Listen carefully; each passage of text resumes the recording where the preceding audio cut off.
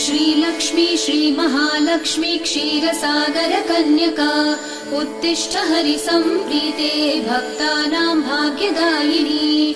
श्रीलक्ष्मी श्रीमहालक्ष्मी क्षीरसागर कन्यका उत्तिष्ठ हरिसम्प्रीते भक्तानां भाग्यदायिनी।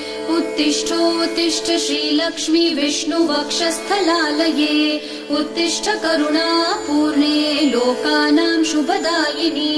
उत्तिष्ठोत्तिष्ठ श्रीलक्ष्मी विष्णुवक्षस्थलालये उत्तिष्ठ करुणापूर्णे लोकानां शुभदायिनी। श्रीपद्ममध्यवसिते वरपद्मनेत्रे श्रीपद्महस्तचिरपूजित पद्मपादे श्रीपद्मजात जननी शुभपद्मवक्त्रे श्रीलक्ष्मी भक्तवरदे तव सुप्रभातम्।